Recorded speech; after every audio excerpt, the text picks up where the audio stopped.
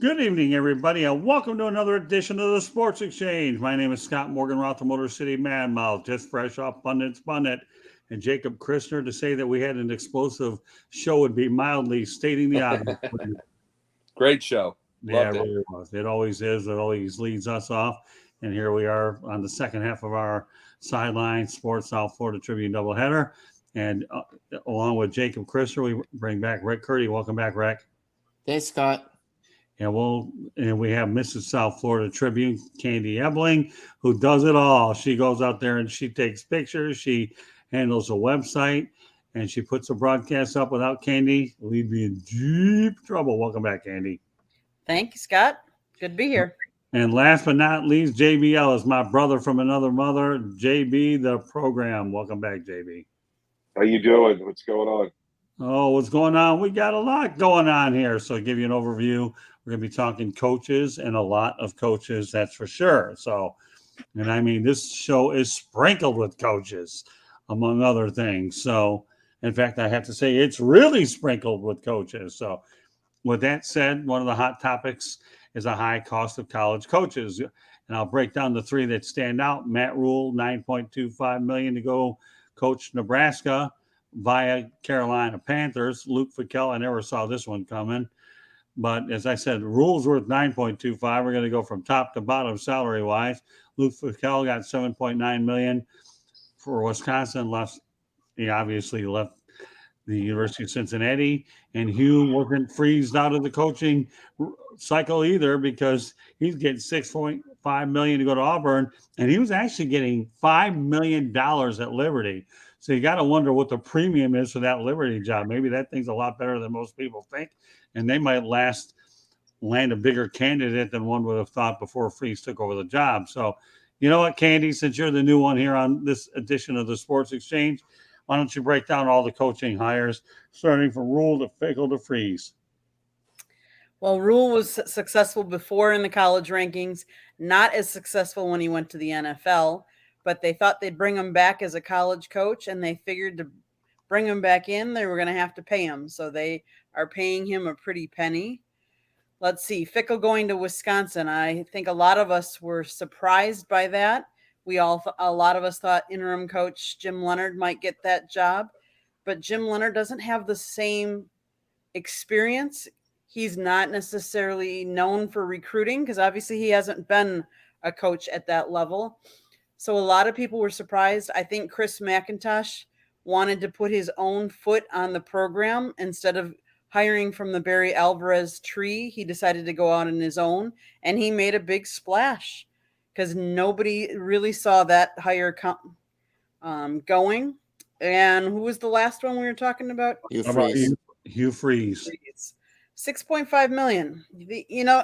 Even though that's a lot of money, let's not forget how much like Dabo Sweeney's making over $10 million a year. Nick Saban's over 10, Kirby Smart. So while these are still very good money, I mean, $6.5 million, hey, you can pay me $5 million and I'd go to coach any of these. But there's still, college football is a big money game. It's not like it used to be. Okay, Rick, break down the three hires. Well, I predicted Matt Rule would get fired and go to Nebraska or Wisconsin. No big surprise. They paid him a lot of money. He actually turned the job down the first time, and then I guess they went back to him, and they upped it. So of course he's like, "Yeah, I'm coming." So I thought it was a good hire. He's done really well with Baylor and Temple, turned those programs around very quickly. I was surprised with Fickle. I really thought for sure Jim Leonard would be there. He's one of the most defensive-minded coaches, best minds out there in all of college football. I was surprised, but like Candy said, I think he wanted to make a big splash. But I would not get too comfortable with Luke Fickle there. Eventually, he's going to go to his dream job, which is the alma mater of Ohio State, because that's where he's from. And with Hugh Freeze, I mean, I love seeing this guy. I watched his press conference. He screwed up. He made a mistake. We've all screwed up, and it's good to see him back. Great guy. I think he's I think he was the best hire, to be quite honest. I mean, he's gone to programs turned them around. He beat Nick Saban twice when he was at Ole Miss. Not many coaches can say that. And Liberty was a nothing program. It's a small college, Christian college in Virginia. I didn't even know they had a football team. And I mean, they were ranked. I mean, so everywhere he goes, he turns them around. I have no doubt Auburn will get turned around. So I think Hugh Freeze, to me, was the best hire in all three of them. Okay, well, I'll turn it over to Jacob. I'll tell you this. The reason I knew about Liberty was because I went to Lee University. We're both the Flames. So, There you go. so that's the way I knew about them. But personally, to me, and you were bringing up this about Luke Fickell. It's the biggest thing is if you want to. You said you were thinking about Jim Leonard because he's a defensive-minded coach, right, Rick? Well, I say he's one of the most defensive-minded coaches out there. Well, one of the biggest things about it is take one look at Iowa right now. Lived completely the last 2 years off of an amazing defense and the most pitiful offense we've ever seen in our life. It makes it look like Matt Nagy's coaching it. And it looks ridiculous. And the reason they're even winning games is because Kirk Ferentz can coach. But guess what? They lost themselves a chance at the Big Ten or the B1G title game because they have no offense. They cannot. There is no one now. After Kirk Ferentz is gone, they're going to have to go offense. Illinois is already getting a passing game. No one can just live off defense anymore. It's such a different world. Far as Hugh Freeze, nice, but I would have liked to have Cadillac Williams. Did Cadillac take it? I liked him. He understands the Auburn culture. He's keeping them. We know what I'm talking about is full coach, because he was the interim. But it's like I would have liked to have seen that, but Hugh Freeze, and as far as Matt Rule, it's like he didn't take any responsibility for Carolina, and Nebraska needs a lot more help than he can give them. So he's going to make excuses for that one also. So I'm not happy with that one bit. All right, turn over to JB. Listen, college football is a huge moneymaker. These coaches are paid ridiculous sums of money. If you prove you could win at a school like Liberty and you go, and you're making $5 million there, you go to a different school, I expect them to pay more. Is the prices that these guys are getting paid ridiculous? Yes. Does it make any sense in the world? No, but it's the market. The market bears the pricing. I don't think it's outrageous for what these guys have done. Imagine if they were actually good coaches, what they'd be getting paid. Look at what Nick Saban gets at Alabama. So it's hard to say that these guys aren't worth what the market bears. I think the market's just insane, though, for college coaching. Well, the big thing, JB, real quickly, it's not the amount of money, it's the years, it's the knee jerk. Because think about Mel Tucker. I was saying last year that was a stupid contract because of 1 year. He's not a good coach, and now they're wondering what they can do with that. And then there's just coaches. Huh? Well, the years are done purposely because of recruiting. No recruit's going to want to come to a school if you don't have a coach that's stable in their job.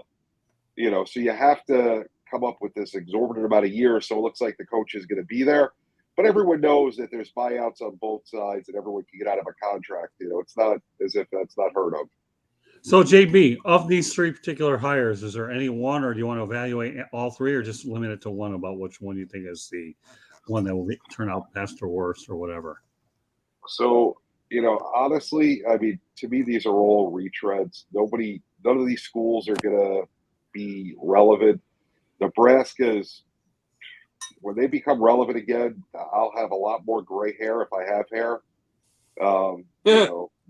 Matt Rule is a horrible hire, but the problem is nobody has the ability to go outside the box. Everybody wants to copy each other, and they want the guy who's had a job, who's done the job. There's a lot of good coaches coming up the ranks. Sometimes you got to take a chance and you do something different. I don't. To me, there was a better way of going with all three of these hires. Not impressed. All right, here's my interpretation of all three. Matt Rule, hired by Nebraska, desperation hire. they're desperate, and I've ever seen.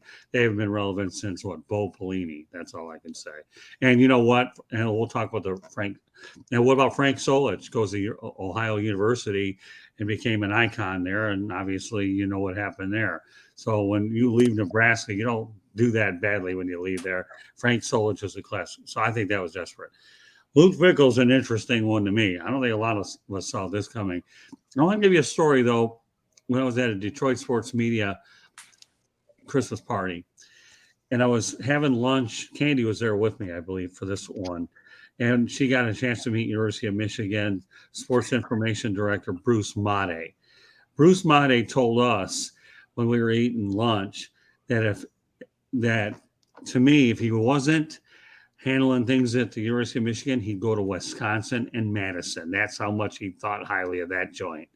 With that said, Luke Fickell, if you're going to leave Cincinnati, Wisconsin's a good place.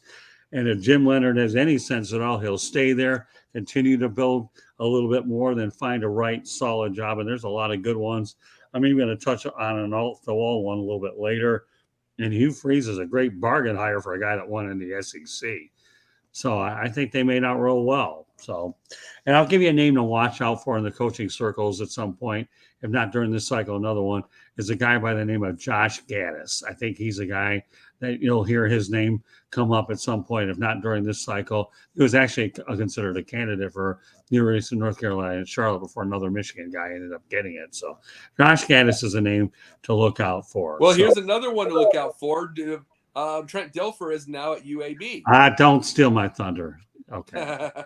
I don't need to hear that, but okay. You fall into the GMTA thing again, Jacob. That's probably you and I. Okay, Jacob. I didn't. By the way, I did not send you this topic sheet ahead of time, just because you think you could. Just because you know you can read my mind. Okay. Oh yeah. All right. So there you go. All right. Well, geez. Now that you did that, I might as well go to that one. Thanks a lot. We can't tease our pick an audience, but Candy, before we do that, let everybody know how they can get a hold of us and reach us. So you can always email us at southfloridatribune@gmail.com. Please subscribe to the South Florida Tribune YouTube channel. Just hit the red subscribe button in the lower right. You'll be able to see all kinds of our great programming that we have on our station. You can go to Sideline Sports and see Scott. He was just on Pundit's Pundit. He's on Basket Bros. You can also... if you want to advertise, 954-304-4941. If you like to listen to us on audio, wherever you get your podcasts, iHeartRadio, Apple, Spotify, listen to us, South Florida Tribune. Thank you very much. All right. Well, Jacob, you want to let the cat out of the bag, even though I didn't send you this stuff. So I'm going to just go right to it now. You don't have to send me anything. I didn't have to because you read my mind all the time. I work with this guy twice a week, for crying out loud. You know, or actually, was it 3 times? We got 2 on your end. I think so, yeah. Right, and 1 on mine. So that said, all right, now that Mr. Jacob, and he'll be the first one I defer to on this one since he brought it up. Yeah, Trent Dilfer was named UAB head coach, and in his 4th season at Lipscomb Academy in Nashville, the team is 38-8 and plays in the state title game on Thursday before he assumes his duties as the UAB Blazers coach. Definitely an unbelievable hire by the Blazers. I mean, you can't put it any way. There's a guy that played in the NFL. I think a lot of times guys that play in the NFL at a high level, let alone the fact that he did win a Super Bowl, definitely have an edge in recruiting. I really do. And I think Trent Dilfer has proven. I had another guy that I had on a show a long time ago. Rick probably remembers. And Candy and I met him out in Illinois named Don Beebe. And Don Beebe obviously has done well. I'm not sure what level it is, one of the lower Division 2 or 3, whatever it may be. But on to Trent Dilfer. What else can you say? 4 years, 38-8, could be 39-8. All right. Take it away, Jacob. Talk about Trent. We certainly talked about it anyways. Well, I can say this. It's like he was not a star quarterback, but to me, the non-stars are ones that make great coaches. And he's showing that Lipscomb. Now, you don't know what he reminds me of, though, like coming into like college for the first time. He reminds me of the White Shadow, that show in the 70s with Ken Reeves. Yeah. You know, the character Ken Reeves. He comes in, he's a Chicago Bull, hurts his knee, all of a sudden comes in, becomes a high school coach. And it's like that goes, but it's like it's a different atmosphere, obviously, But it's just the idea there's going to be people questioning. Like, okay, he's done high school. They question when he went to high school. Could he coach? Because he wasn't a star. But sometimes you are a better coach when you aren't a star. You've had to do more. You have a better mind. It's like the stars usually don't, with the exception of Bird, the stars really don't make great coaches. So, I mean, Trent Dilfer, there's no question in my mind he had a mind for the game. So this is going to work. It was going to work out at Lipscomb, and I think it's going to work out at UAB. Yeah, I mean that's a good hire. All right, Rick. Jeff Saturday 2.0. I don't like He this was hire. a coach though. But Saturday has not been. No, I don't like it. I'm sorry. We talked about the other three coaches, and we said Matt Rule's a terrible coach. At least he's got experience. I don't like it. You want to talk about desperation? They just needed a big name to recruit. I hope he does well. I don't see it happening. I just think of Jeff Saturday. That's my opinion. All right, so you don't like the hire at UAB, huh, Rick? No, I don't. What about you, JB? Listen, the guy did wonders where he coached before. He had a great record. I believe you said 38-8. He's an NFL player. He has a name, so he'll be able to recruit. UAB is a smaller school and a smaller conference. They need whatever help they can get. It's a great hire for a school like that. Well, they're going to the American Athletic Conference, so they're taking a step up in class. So I wouldn't really sell that university short. I really wouldn't. They let football go away, and then the alumni wanted it, and the students wanted it. They brought it back, and Bill Clark, I think, who was in charge of the program, had to leave because of health reasons, but he got that program on track and have a new on campus stadium to take over for Legion Field. I think that program is definitely headed in the right sense. All right, Candy, some thoughts on the Trent Dilfer hire? I think it's good. I think it's good for the game. I think Dilfer, they're actually allowing him to still coach in the Lipscomb State Championship game, which is Thursday, December 2nd, before he starts his UAB coaching duties. I think UAB is invested in their program, and they want to take their program to a different level, and I think this is one of their stepping stones to get them there. Dilfer, he's been obviously a good quarterback. He's proven, he's been an analyst on ESPN. He's kind of done the whole Saturday thing, like Rick said. I think he's going to bring some good recruits with him, which is what UAB, a smaller school, not a big name school, needs. I hope he does well. We've seen UAB play. I'm going to ride on what Jacob said, okay? And Jacob, you are really on target with this one. He wasn't a superstar, okay? Anytime you have a guy that isn't a superstar, his ego levels off a little bit. So he's like one of the guys, but yet he knows what he's doing. And I think that's when you see a lot of those types of individuals. Not to say the stars can't do well, but I like my odds with them when they're a step down and they're students of the game, coaching, and so forth. So I'm with you. I like to hire myself with Trent Dilfer UAB. And they have a lot of things going in the right direction. Man, everybody keeps stealing all my names. This is crazy. Plus, you probably love the White Shadow reference. That wasn't bad either. All right, well, now we're going to go to a Saturday reference because Curdy started looking at my cotton picking notes. So everybody's doing it. I don't get it with you guys. That's why you guys are great. All right, you guys are now and a gal. All right, well, let's go back and have a little bit of fun with this Jeff Saturday hire, all right? And I'll give you a little bit of information on it. Can you believe that the Indianapolis Colts, Jeff Saturday, became the first head coach with zero pro or college experience since? Okay, I want you guys to give me the year that you think it's been the last time this happened. And Candy, if you have it in your notes because you're researching, then stay out of this conversation. No Googling. No Googling. Les Steckel 84? Huh? No, Les Steckel, because that would have been. I'm going to say college. The 60s. No, okay. Les Steckel would have been college. So give me a 60. Which one, JB? 68. What about you, Jacob? 71. What about you, Rick? 78. Do I want to ask you, Candy? No, I will plead we won't answer that one since Yeah, I I know would the encourage you to do that because you have that little advantage in here that you can look at this stuff in the head. Hey, listen, no problem. But the answer is 1961 Norm Van Brocklin. That was I even was before. close. And he was That an was Atlanta fun. Falcons coach too. What's that? He was Atlanta Falcons coach too. Norman Brocklin, interesting. He Yeah, won 2 Super Bowls, Eagles and Rams. That's why. Hey, listen, Rick, you got a steady dose. Tell me the one thing that we brought up on yesterday's edition of 108 Stitches Baseball Talk that stood out that none of you or Jordan even knew about that I brought in. Paul Wainer. Well, that really wasn't where I was going with it, but what was? I'll give you 3 shots at it. My mind's a blank right now. Rob Thompson being the first Canadian manager right. in the World Series. Yeah. And how did Jordan Long respond? Was he pretty impressed with some of the things we had last night? Oh yeah, he was like I mean, like I said, I barely found out he was Canadian a couple of days ago. So I mean, cool for Canada. Yeah, well, Jordan Long, when we hit him with some of the topics we had yesterday, he was feeling pretty good about himself because he learned a whole lot on it. He talks about big poison, little poison. Jordan Long writes lots of notes, so he probably just wrote a note. Well, let me tell you something. If you've ever read this guy's writing, Jordan Long, this guy is absolutely phenomenal. What? Oh, he is. Oh, he's great. I joke about him being a huge note guy, but it's like that's what makes him the writer. Yep. Yeah, no, I've always been a firm believer. I mean, it's not to say broadcasters you don't always have to write. Obviously, Rick tried to write, and he found that his strength with us as we went along was more here. But the difference with Rick being a non-writer is he knows sports well, and that's how you're able to get by.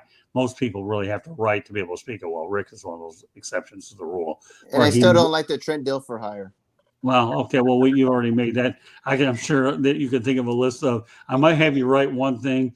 A story might be a requirement of what you don't like. Then again, Candy doesn't want to have to go. She has copy and paste, which another guy is going to learn. And if he doesn't do it, I'm going to tattoo it to his head. But I'll leave that name out there. It's none of you, so don't worry. So yeah, 1961, before I was born. Okay, but you weren't 61 then? No, I'll be 60 and 60 actually in about 30 days from now. We're getting out there. I am the senior elder statesman of this thing. No, Norm Van Brocklin, he was known as the absolute red-ass grouch here in Atlanta when he was the coach here. Was he really? Oh, yeah. Absolute grouch. But that was the thing, that the media at that time kind of loved it because he was entertaining. He was kind of like the Ditka of his day. Wasn't he the first coach, I think, ever of the Minnesota Vikings? Possibly. Not sure. But I'm not sure. I don't have that. It's not material anyway, so what we're talking about. But 1961. So when you talk about Jeff Saturday having the last time this has happened, it just doesn't happen often. But evidently, Jim Irsay thought enough of him. And Saturday's kept his team competitive in the 2 losses that he had and then beat the Raiders. Well, that clock manager was pitiful. But no different than any other NFL coach that runs the game anyway. I mean, there are all, I would say there's about 15 guys that don't know how to run clock management. He could be the next Nathaniel Hackett. We don't know. Yeah. Well, Jeff. Well, that's a bad thing. But no, Jeff. The thing about Jeff Saturday is he's kind of my spirit animal because I've been somebody who's coached like volunteer before, and I want to coach it. I wouldn't be that guy who takes a team that's like 70 losses in a row and try to build something. So I kind of like the idea of Jeff Saturday having the guts to do this. Yeah, you know what? He really does have the guts to take on some. He just left a cushy job over at ESPN as a commentator, but Jim, although he was a consultant with the Colts before he decided to take on this challenge, and that's what he did. So, all right. So Will Vogel's a little bit active in the chat room. Glad he can be a part of this thing. But here, take this and tell you what you think here. Okay, so read it, Candy. Van Brocklin was strict. He smoked on sideline, and when his kicker on Viking missed kick, player hid on other sideline, and Van Brocklin couldn't find him at all until later. All right. So anybody want to comment on that? Man, that sounds like Van Brocklin. He was a grouch. He didn't want to different era. Yeah. Yeah. I don't think you get away with that. Before the NFL and all that. So Yeah, if we want to think that we get away with kicking a kicker, ask Urban Meyer about what it's like to kick Josh Lambo. And allegedly, I mean, allegedly. Does anyone smoke anymore? I mean, seriously. Besides who you? smokes cigarettes? Besides you? I don't smoke. I don't smoke. I don't know what you're talking about. But anyway, I mean, the last was Jim Leyland I saw, but I haven't seen anybody. Now it's like smoke-free stadiums and all that stuff. So I don't think they can do that anymore. I mean, there's people's houses that are smoke-free, apartment buildings and stuff. It's pretty wild. So, well, nevertheless, that's how rare this happens. And 1961, can you imagine that? When I found that out, I said, you know what, I'm going to put this on one of our shows. And I think with a wide range of individuals we have, this is definitely a perfect place to put it. So one more coach to talk about. And once again, Rick Curdy tipped his hand yesterday a little bit when he broke it during pre-production. Now I'm going to bring it up here. Don Mattingly is a bench coach of the Toronto Blue Jays. I will start on this one. Of all the managers I've ever worked with, and I've worked with a fair, Don Mattingly is not only one of my favorite managers, one of my favorite people. So, Candy, why don't you let everybody know how you call doing it in or done it in, because it's about a 4-hour drive, 4.5 hours for me to get there, unless he makes his way to the East Coast. So what's your pronunciation of done it in or whatever you call it? Done it in. Okay, done it in. Spring training home of the Toronto Blue Jays, by the way. So that's where Don Mattingly will be, at least during the spring. So with that said, great hire by the Blue Jays. And I think he replaced Casey Candell, who asserted the bench role. I haven't heard that name in ages. Yeah, old Expo switch hitter. Loved it. Right, but Casey Candell went back to AAA Buffalo Bisons. Don Mattingly assumes that. And believe it or not, whether you know it, I was actually a finalist for the PR job back in 1987 before I landed in Gastonia, North Carolina for a year or so. But yeah, I was nearly the PR guy for the Buffalo Bisons. So with that said, Rick, what are your thoughts about Don Mattingly going north of the border? Oh, I love it. You know, I'm glad he's back as a baseball lifer. I thought maybe he might take a year off, but no, he loves baseball. It's good to see him in Canada. And he's just warming up, getting ready to be the next Yankees head coach, because Aaron Boone, if he don't do nothing next year, he's gone. Don Mattingly will be the manager of the Yankees. So I love it. Okay, we'll go the other Metropolitan New York resident, J.B. Ellis. Thoughts about Don Mattingly taking his act north of the border? Good for him. Great for Toronto. Great pickup. You know, Mattingly is one of the best in the game. He was a great player. A really good manager. Toronto's got a great person to be their bench coach for years to come, until somebody else comes and snatches him away, which will hopefully be, my team in the Bronx. But, I think it's a great hire. I wish him all the best in the world. Second place will be a great place to finish. And Dunedin Jays have probably one of the best hats in the minor leagues. I have it somewhere in my hat collection.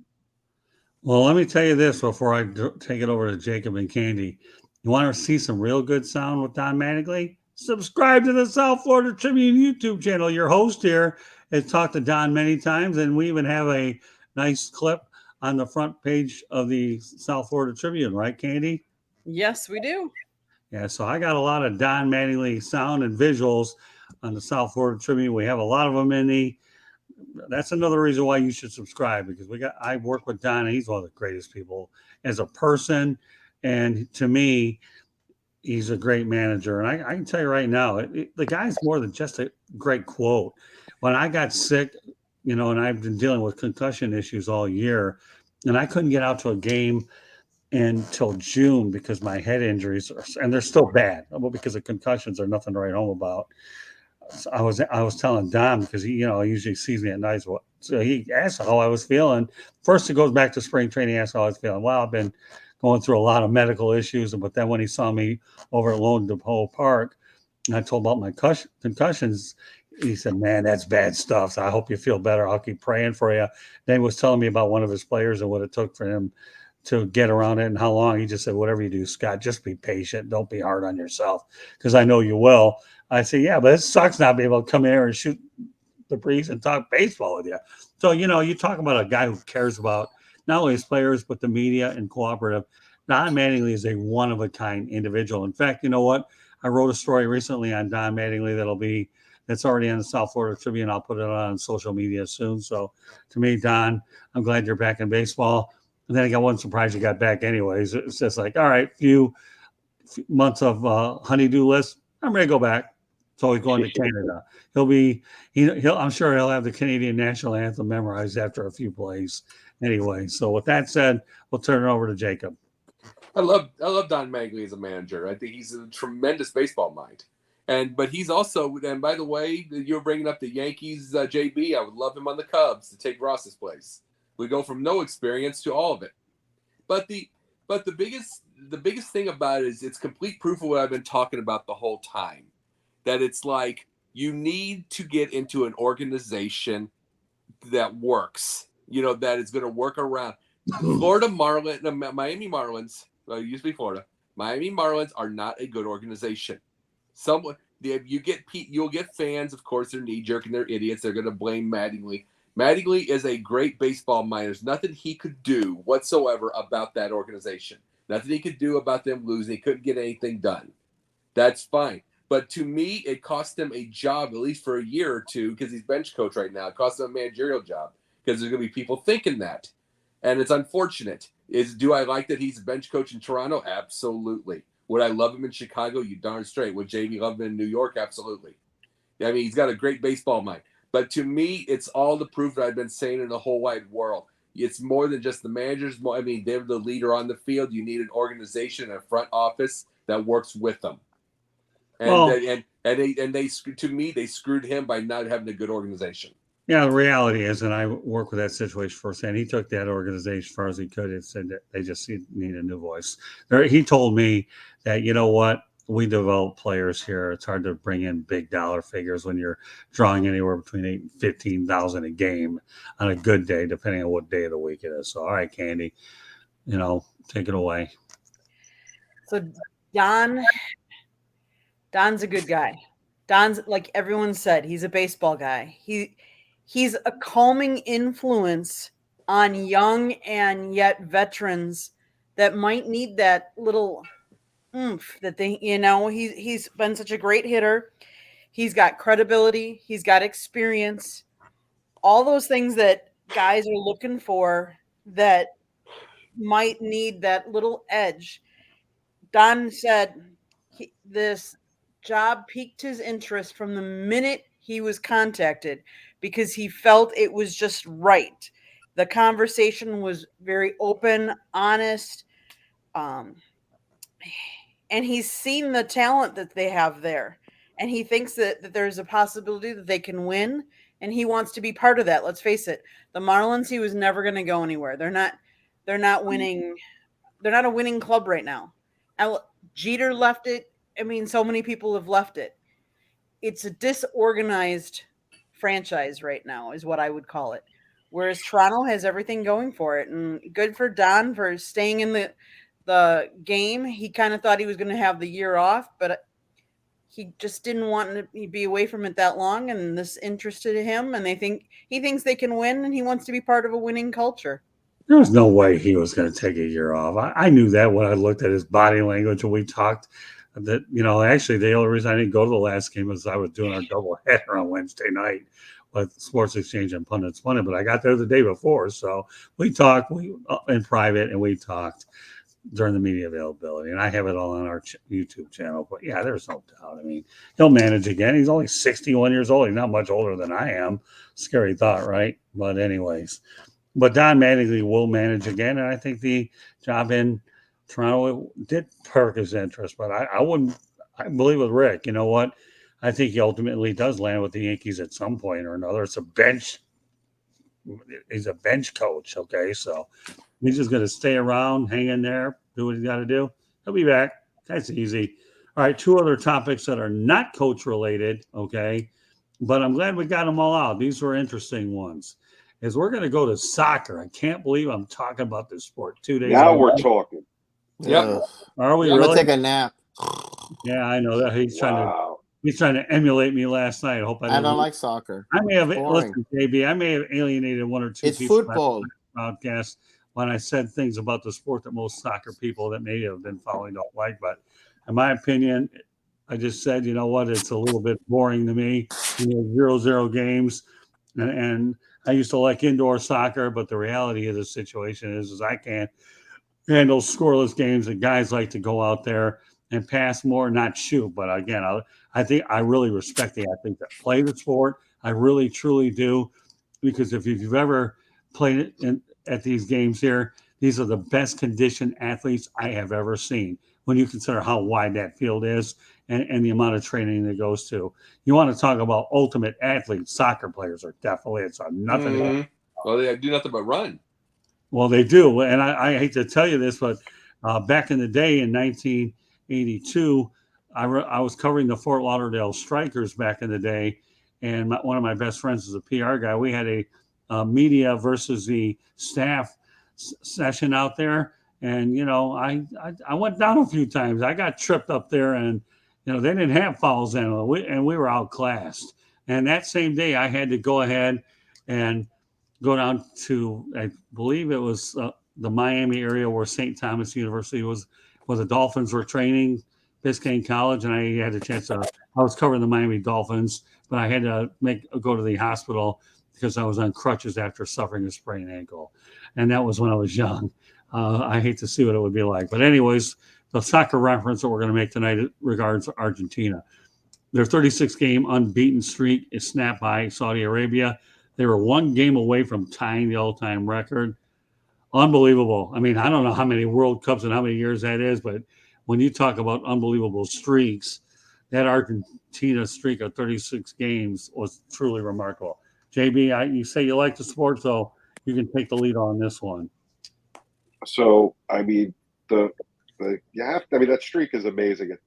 They didn't win the last World Cup, so it hasn't been that long of a streak.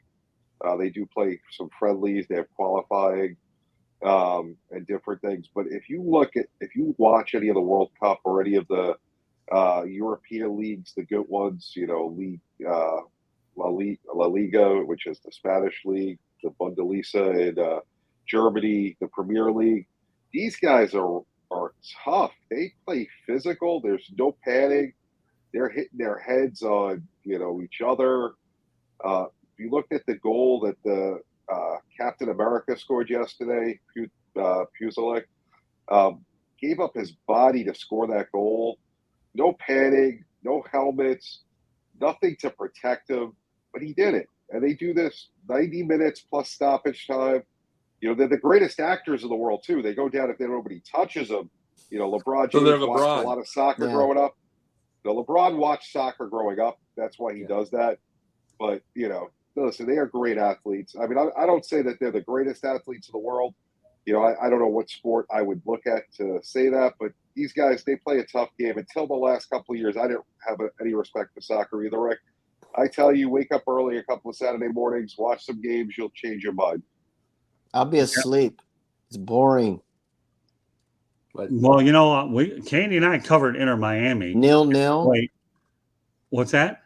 0-0 against the USA anticipation in England. of the goal. Watch the German league. The German league, everybody scores. You'll enjoy it.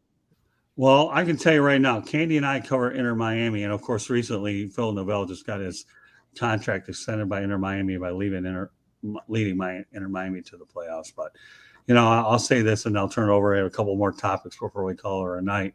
But I was going to say this: Inter Miami is also probably going to get messy, and they're also talking about the Saudi Arabia is trying to pay $200 million a year to Ronaldo. Well, they're aiming for that. So, and see, the thing is, bringing up Argentina, you're bringing up the 36-year, what was it, 36-year streak. They're now. I'm just saying, they're now in. They got in by, I think it was Argentina, Poland in their group. They just got out of that Saudi Arabia and Mexico out.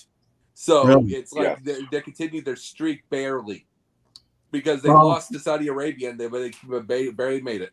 Yeah, but the 36-game win streak, Jacob. They lost to Saudi Arabia. Yeah, it was broken by Saudi Arabia. Yeah, but they just made it. Thank you. They just made it. They won their group by the hair to chin. Yeah, well, I mean, I didn't want to get into this, but now you brought it up.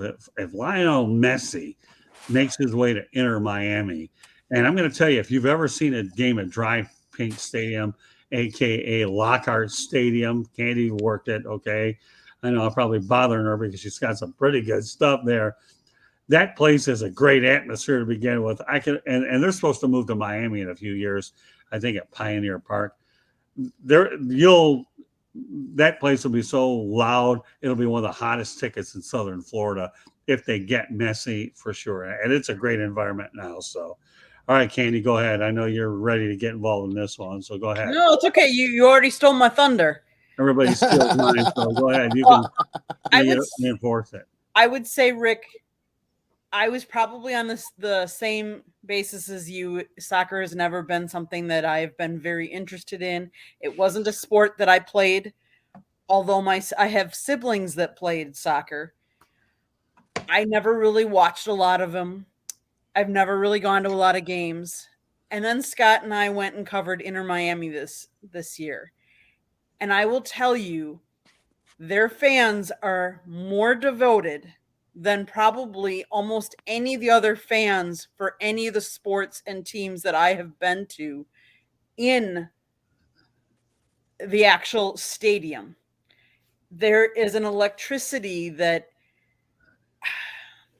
is unmatched, I'd be honest with you. And I've been to Lambeau Field, which is, iconic. I've been to Wrigley Field, but the fans in soccer get way more into the game, win or lose. They're still in, watching, excited.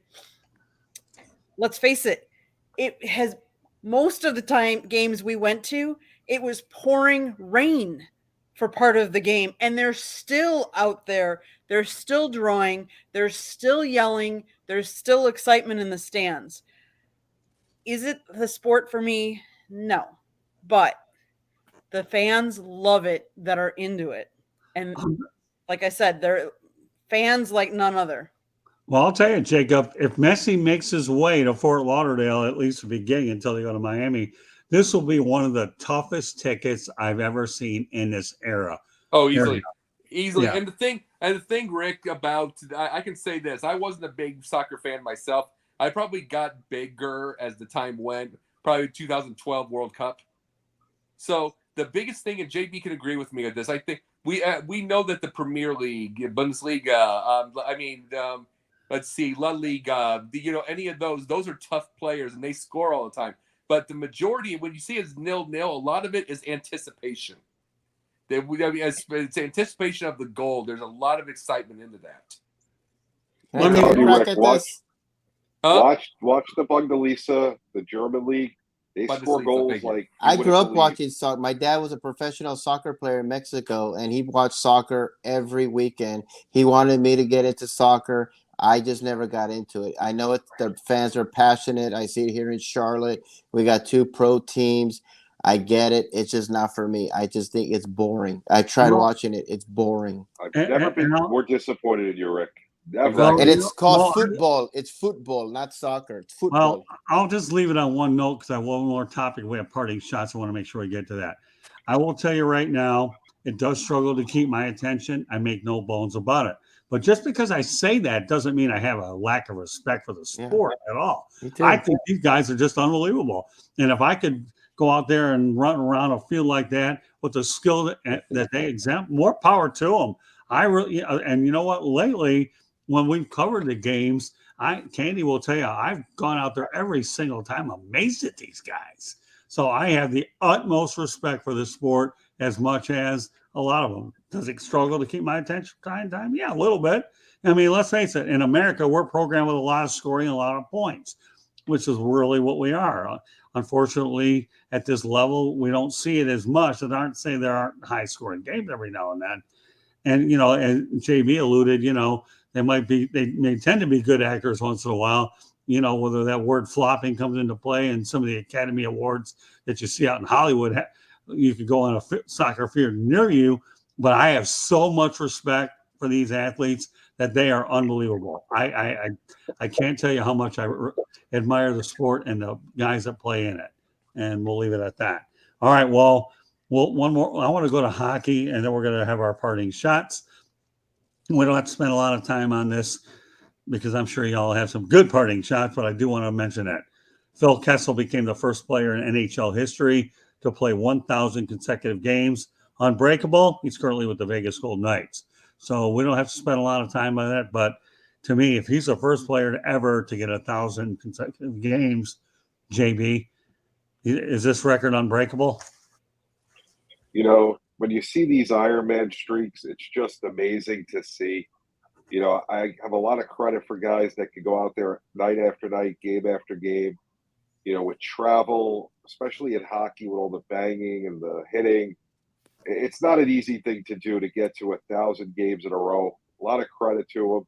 It takes luck, conditioning, skill, a lot of factors, and that's pretty amazing. And since we're talking about hockey, prayers for Chris Letang in a stroke.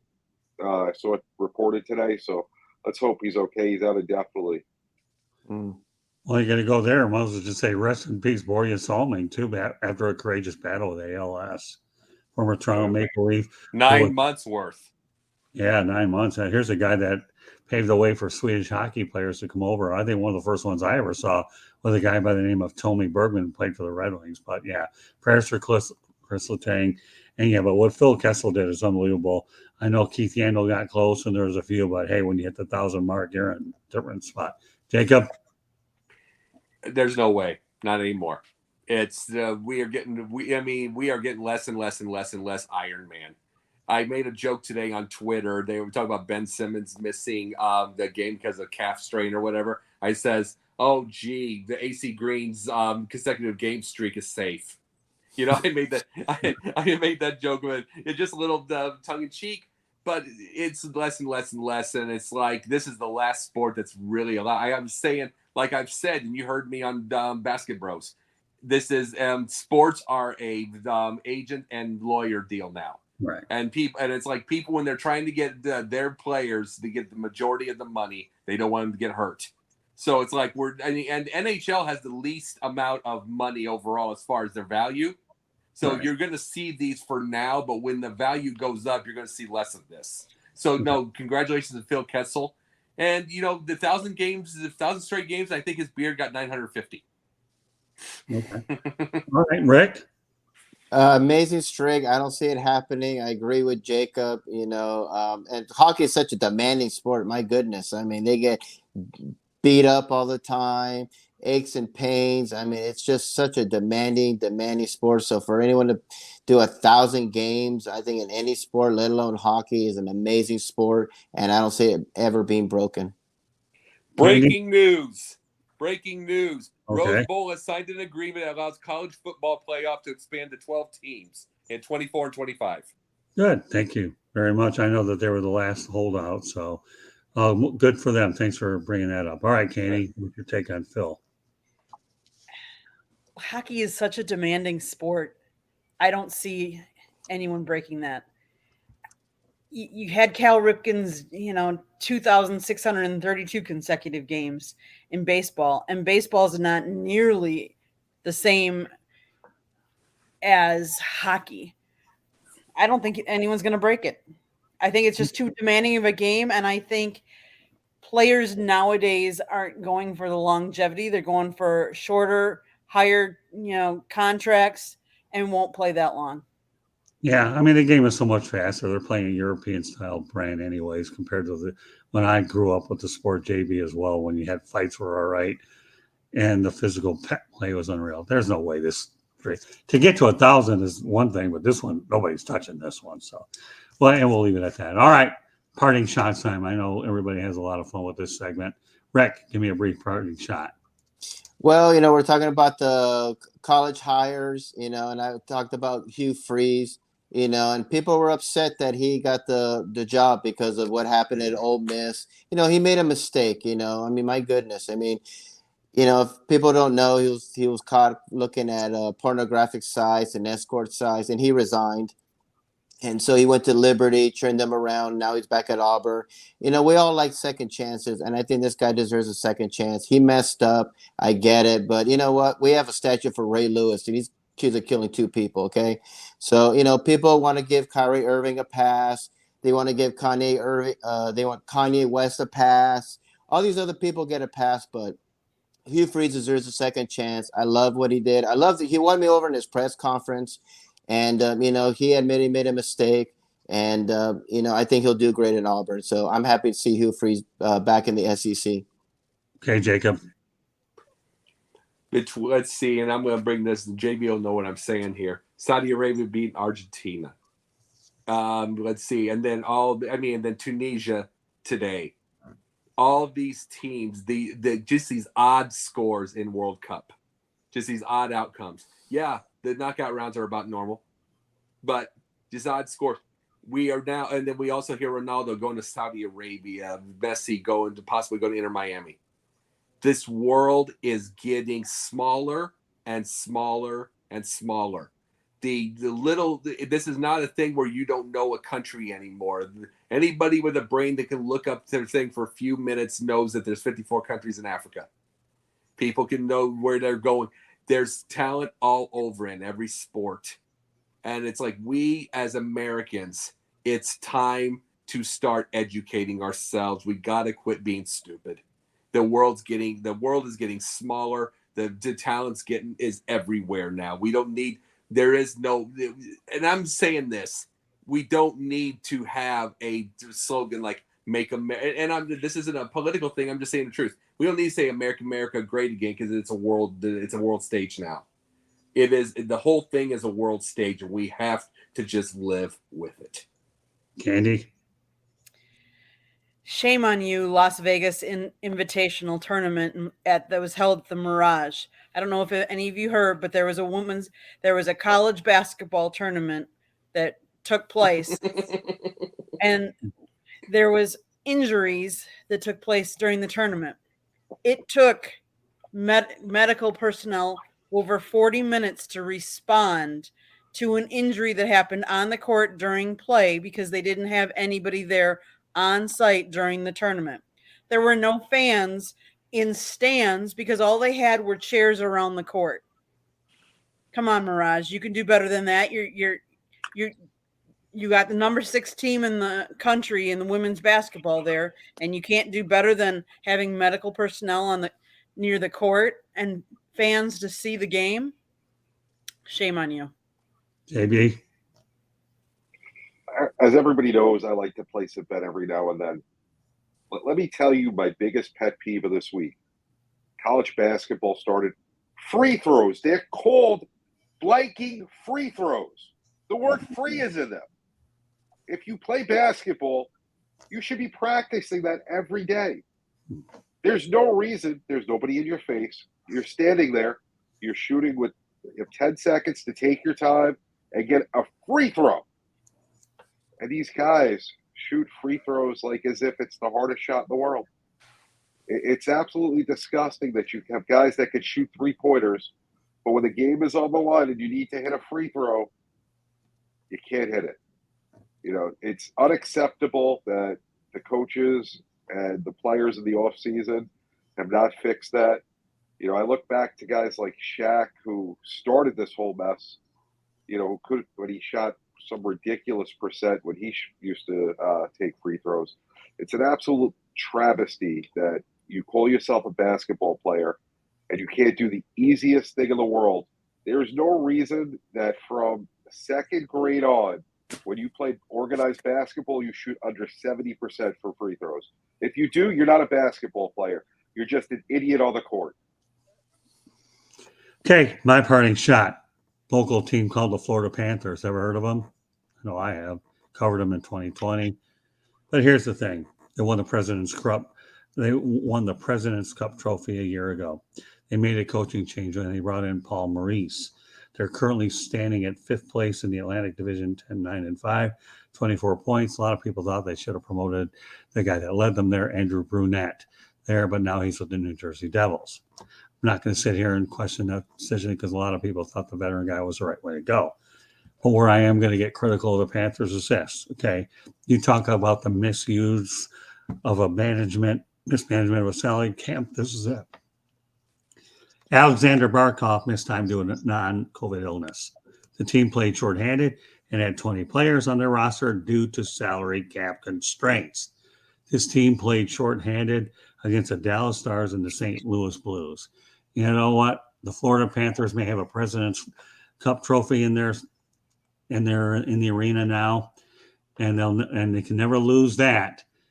But you know what? To me, if this team is going to be taken seriously as a real legitimate club in the area, you can't win 1 or 2, 3 years again, go back to being irrelevant, because that's where they're headed right now. You know, I like I said, this organization is a toxic, dysfunctional organization. They've made a lot of moves. They're regressing in 1 year. They don't make national television. Tonight, the Detroit Red Wings took on the Buffalo Sabres. They made national television, and the Florida Panthers don't even get a sniff, or they don't get many. Are they for real, or are they not for real? You know, as much as I don't mind the Panthers, I won't lie to you that the Red Wings are in my heart, my blood. But that's not the point. I don't care what team that you are. You cannot mismanage a salary cap as bad as you have it and only dress 20 players. That is absolutely bad. Really is. With that said, okay, I'll let everybody know how you get a hold of us. Candy can do it for us, and then we'll call it a night. Go ahead, Candy. Show can be heard on iHeartRadio, Apple, Spotify, Google, or wherever you get your podcasts. If you would like to advertise, 954-304-4941. If you have show ideas, email us at southfloridatribune@gmail.com. But please, most importantly, subscribe to the South Florida YouTube channel so you can hear more shows just like this one. Rick Curdy. You can contact me on my website, www.charlottebats.com. We have a petition on there. Please sign it. It's to bring Major League Baseball to Charlotte, North Carolina. Facebook, I'm on the Charlotte MLB. I'm on the Charlotte Bats Baseball. Instagram at Charlotte Bats. Twitter, Charlotte Bats Baseball. And I'm on LinkedIn under Rick Curdy. And you can contact me on my website, my email address at cltbatsbaseball@gmail.com. All right, Jacob. Sunday nights, the Basket Bros with you and Will and Jay and Jen, and then Monday nights during the season, NBA Carousel, Megan Price. Tuesday nights during the season, Confidential. We'll have a new time. We'll figure that out. Wednesday nights, doubleheader, Pundit, and this. Thursday nights, I'm away from Sideline Sports, Yin and Yang with TJ Sampson. So, and then Friday nights, once in a while, whenever they call me and invite me, the Gauntlet. JB. JB_the program, Sideline Sports, Tuesday, 8:30 Eastern, DBTV, on demand or when we're on. Make sure you're watching. Wednesday night, 7 o'clock, J&J Sports Express, and here every week. All right. Well, Candy said my piece. That's all I have to say. I will add one little minor nugget. If anybody wants to be a guest on our shows, all you have to do is email us at southfloridatribune@gmail.com. We always look forward to new faces up as well. So on behalf of Candy Ebling, Rick Curdy, Jacob Christer, and JB Ellis, my name is Scott Morgeroth, Motor City Manmouth. Thank you for joining us on this edition of the Sports Exchange. Good night, everybody. Good night. Good night. Good night.